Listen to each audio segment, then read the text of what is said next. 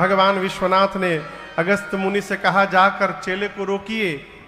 अगस्त मुनि ने कहा, प्रभु काशी का कौवा भी काशी नहीं छोड़ता और आप मुझे काशी छोड़ के जाने के लिए कह रहे हैं।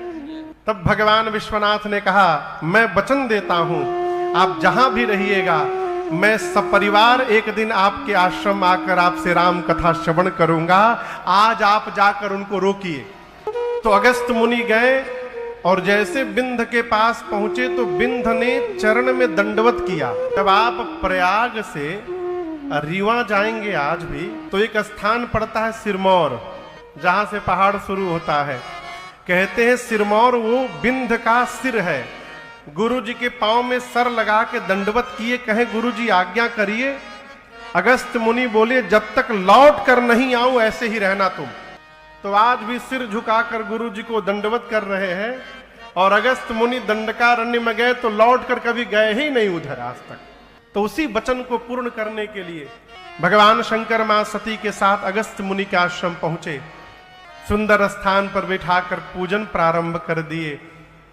यही पूजा करते देख सती मैया सोचने लगी, कथावाचक श्रोता की पूजा कर रहा है, इनकी पूजा हमको करनी चाहिए। आज यही हमारी पूजा कर रहे हैं, ये कौन सी कथा सुनाएंगे। और परिणाम 9 दिनों तक कथा भई। किसने सुना? गोस्वामी जी कहते हैं, सुनी महेश परम सुख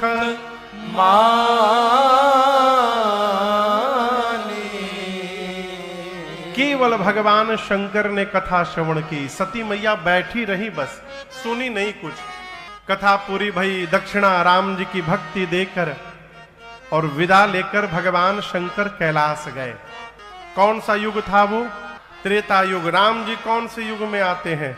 त्रेता युग में। जिस समय शंकर जी कथा सुन रहे थे उस समय राम जी अवतार लेकर उसी दंडकारण्य के नासिक पंचवटी में रुके थे 14 वर्ष के वन के क्रम में। और जिस दिन भगवान शंकर वापस कैलाश जा रहे थे उसी दिन सवेरे रावण आया और मेरी मां की छाया का हरण करके लेके चला गया।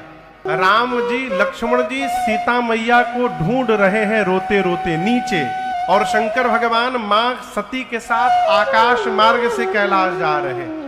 जाते जाते बाबा सोच रहे हैं, कथा सुनकर कान को तो तृप्त कर चुका हूं, प्रभु मेरे नीचे ही लीला में है।